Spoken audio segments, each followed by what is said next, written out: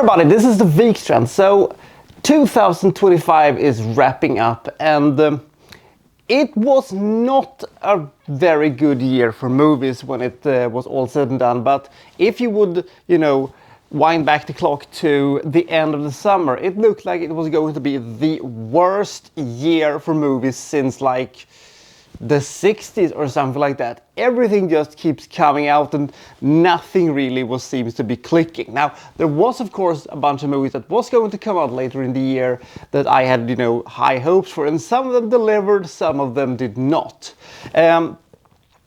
2025, however, is a bit of an odd year because this was more of a year where the smaller and less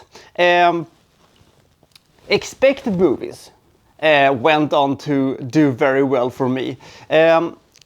You could say that, the classical thing with some blockbusters not really delivering on their promise, either for the quality or at the box office, like, your Elio or your Tron Ares, they weren't very good. And Jurassic Park, while making a lot of money, I thought was kind of lame. And if this is the shape of things to come, they did some stuff correct, but also it was...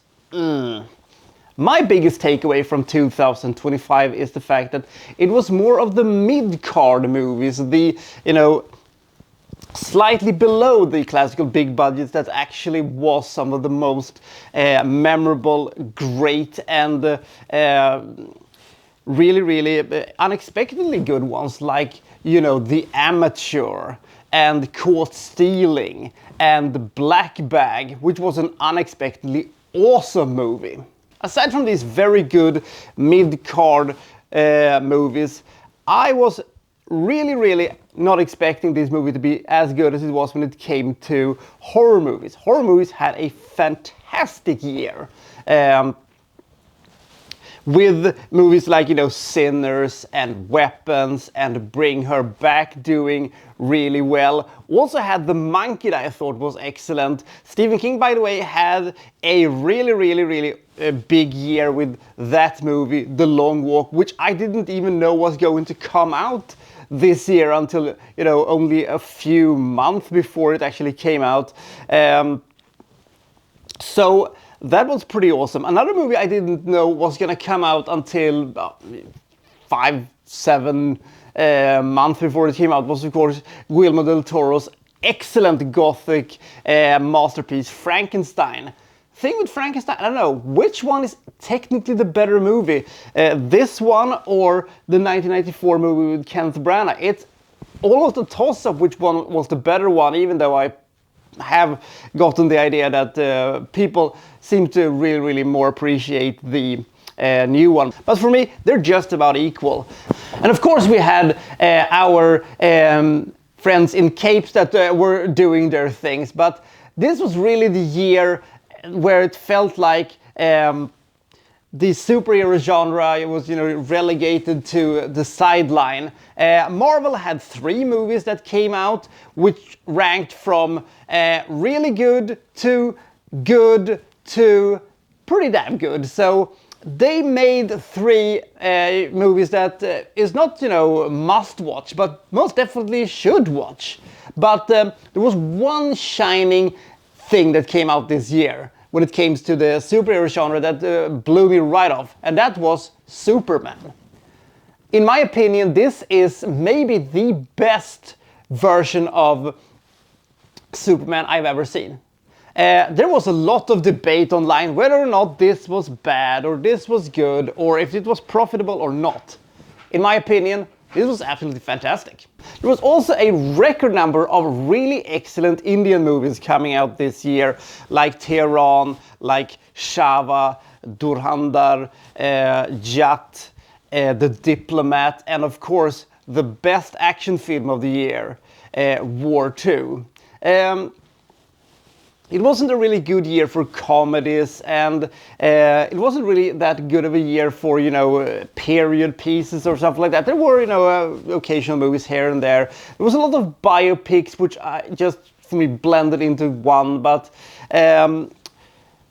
this was, at its core, a very, very disappointing year for the most part. There were a couple of movies that came out that was really good. It's inevitable that that is going to happen. By the way, now we're going to shift over a little bit to trying to figure out how good I was towards the end of 2024. I did 10 movies that I thought was going to be the best movies of the calendar year of 2025. Let's see how good I did, shall we? Number 10, In the Grey. Unreleased. Yeah, so this movie by Guy Ritchie never really saw the light of day, or is this the movie that he made that it was called The Fountain of Youth or something like that? I don't know. Is In the Grey a dead movie, or is it gonna come out next year or something like that? I'm gonna try to figure out that a little bit later, but wherever did that movie go? Number 9, Havoc. Okay. Havoc came out and it was delayed by like 3 or maybe even 4 years or something like that. It's been sitting on Netflix shelves for some reason, and it came out. It was a very brutal action movie with Tom Hardy, and I thought it was mostly really good. It did have a bunch of cliches, and the longer the movie went, the less engaged I was, but it did have some pretty impressive sequences, and it was entertaining, and it brought all the brutal urban hand-to-hand combat things that you have been craving for. It wasn't a movie that knocked me off my feet, but it sure was a memorable one. Mortal Kombat 2. Not released. 2026, that video, by the way, is gonna come out in 1 or 2 days or something like that, is ramping up to be an absolutely monstrosity of a year. This one was not. But I actually had such high expectations that Mortal Kombat 2 was going to be one of the sleeper hits of the year. It wasn't released. We're gonna have to wait for it until next year, and I actually think that there is a strong chance that it might actually crack the top 10 for 2026. We'll see what happens. It wasn't released this year, which bummed me out. It would have helped this year severely, but we're just gonna have to wait and see, will we? Number 7, Mickey 17. Success. This movie was also one of these movies that sort of came out of nowhere, and it was surely a unique movie. I absolutely love this type of mind-bending, very creative and completely unique sci-fi experiences. You had no idea what was going to happen in this movie. There was a couple of bits that was a little bit predictable, and a thing that will date this movie ever so slightly, but I thought this movie was incredibly entertaining. It did not quite reach the loftiest of lofty heights it could have reached if they would have, gone the extra mile, but now has Robert Pattinson officially done pay his dues for making Twilight. Now I like you. Now I really, really like you, Robert Pattinson. You're really good in this one, and you really gave it all, and you actually made yourself into a bit of a joke and to a bit of a almost self-parody in the name of this movie, and props to you. You were excellent in this movie. You also had a fairly great supporting cast for that movie, and I really hope that despite its sort of lackluster result at the box office, that all participants in this movie will be able to make more of these kind of wacky sci-fi stuff in the future, because this hit all the right notes, and I thought this was really, really good. Number 6, Nobody 2. Okay, so the thing with nobody was. That it was a movie that came out of nowhere, was a complete old school type of an action movie that played around a lot with your expectation. And I thought that Bob Odenkirk was absolutely amazing in that movie. It was a movie that just kept amping and amping and amping up. It was fantastic. I had no idea what the sequel was going to be about. I had absolutely no idea if they were going to be able to repeat the fantastic success of the first movie. Spoiler alert, they didn't. But this was still a very enjoyable action movie, and this was still a very entertaining, over-the-top action movie. And I love Sharon Stone's completely chewing the scenery cartel boss, or whatever she was supposed to be. Likeable characters, fun side characters, and the type of action that we have come to expect from this thing. I'm not against doing a third one, but I really hope that they could do something that will make it stand apart from the rest of those movies. But I'm happy that this movie came out, and I thought it was really good, even though it cannot hold a candle to the first one.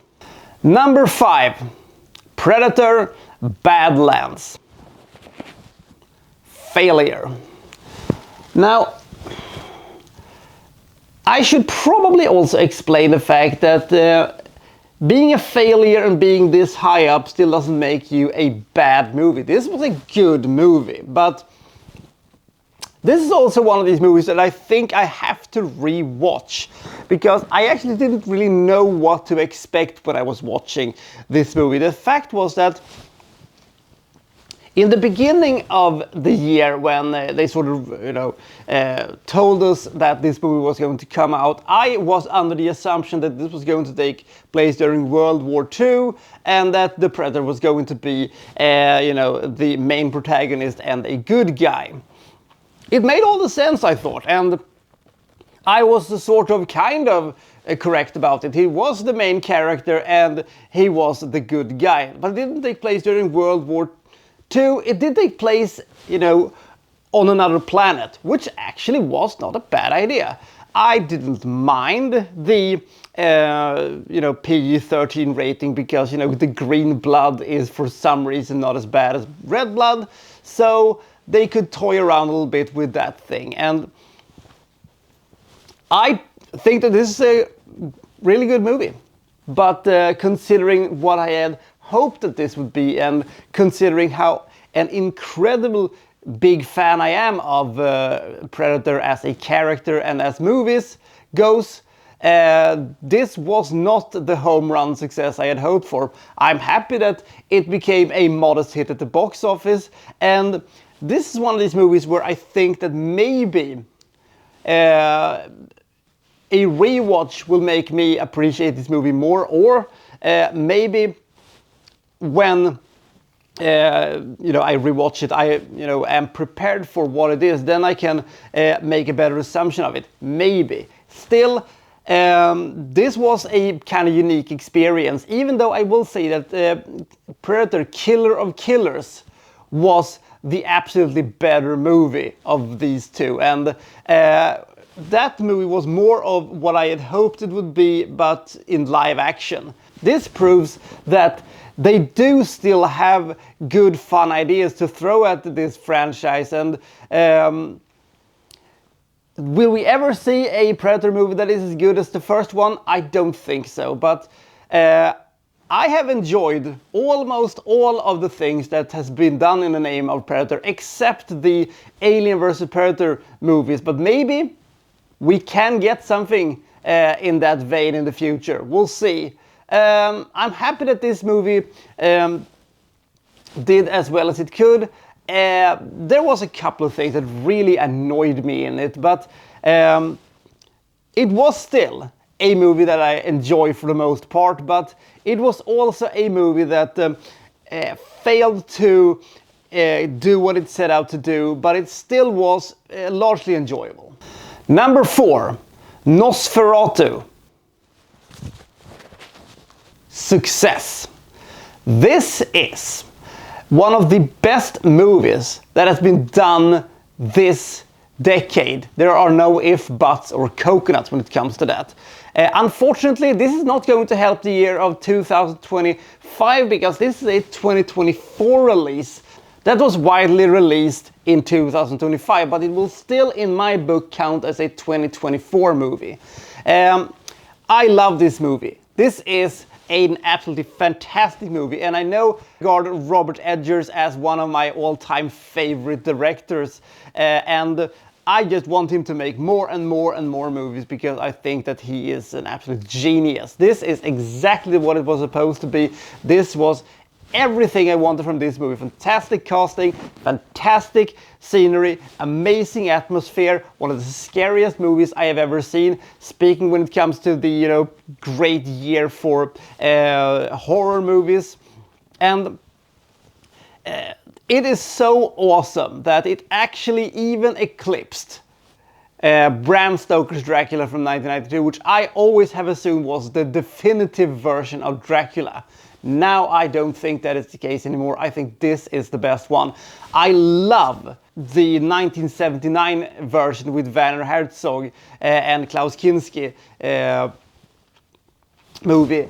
This is even better, and this is... I can't praise this movie enough. This was an absolute home run success. Jesus Christ, this was great. Number 3, The Running Man. Success! Now, I sat down to watch this movie with some element of dread to itself, because this movie was getting lackluster reviews and it was not being talked about as being good, and the fans didn't like it, and it became a dud at the box office. But I love this movie. I think this movie is excellent. I love Edgar Wright as a director, and I love the book. I think Glenn Powell is fantastic, and all these things combined should create a fantastic dystopian action thriller. And it did. And I actually think that it is almost as good as it could have been. I thought that they could have used more of the darker elements from the books, yes. And I wish that maybe they could have, taken some of the more, flamboyant and more over-the-top things from the Arnold movie from 1987 to create something. But on the other hand, this was a fantastic roller coaster of a ride, and I absolutely love almost every bit of it. Fantastic small little, side characters here, and they're great action, great suspense, fantastic feeling for, the atmosphere and the tone of this movie.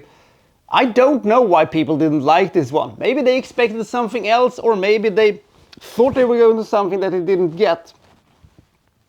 But I think this was absolutely fantastic. It was one of my favorite movies of the year.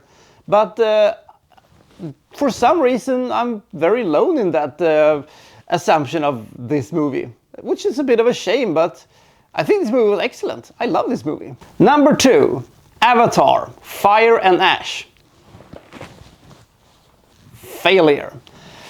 When I walked out of Avatar, The Way of Water, I said to myself, I cannot wait to see what they were going to do with the third movie. When I walked out of Avatar, Fire and Ash, I said, I am slightly indifferent if they're going to make a movie after this or not. Which is a bit of a shame, because they did have all the tools in place to make this an unique, different, and vastly improved version of Avatar. They did not really do that. They couldn't help themselves to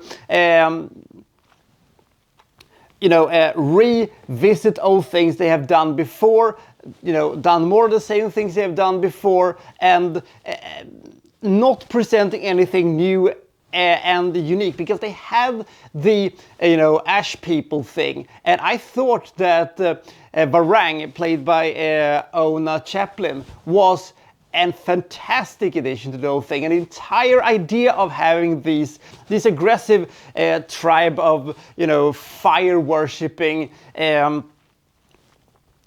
Navis was fantastic idea, and the fact was that you could have played around with this so much. They could have made it into such a different movie, but it became sort of the other two movies with the addition of the Ash people. They should have been the focus. They were pushed to the side and they weren't the focus of the whole thing, and we're just treading the same water as we have been doing before. However, with that said, I will say that it is a roller coaster ride, and 3 hours and 10 minutes just whooshed away. It was a movie with a brisk pace, fantastic action sequences, amazing visual storytelling. It was still a movie that I got engaged with, but not to the level as I've done with the second and especially the first one, even though it's a long time since I actually rewatched it, so I don't know exactly how good this movie holds up.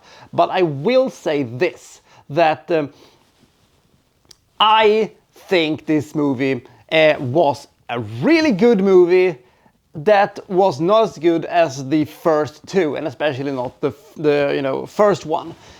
Do I want to see a fourth one? I don't need to see a fourth one, but if there is a fourth one, they better damn well do something that is a little bit different than Navi good, nature good, man bad, pollution even worse. We've seen that. We would like to see something new and something a bit more nuanced, please. Can we have that? Probably not, but I will still see a fourth Avatar if it comes out, but I will do so with severe dampened expectations. And number one, Mission Impossible: The Final Reckoning. Failure. I will go down fighting saying that the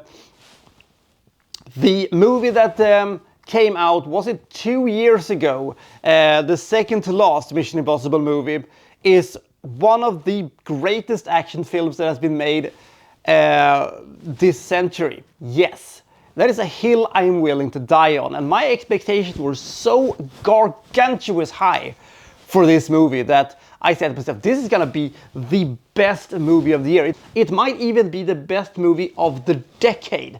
It might be one of the best movies of, you know, this century, which is fucking saying something. The grand finale to one of my all-time favorite franchises of all time that has never done a bad movie. This was not the best one of them. This was not the worst one of them either. I still will maintain that Mission Impossible 3 is the weakest of the bunch, but this was the second weakest.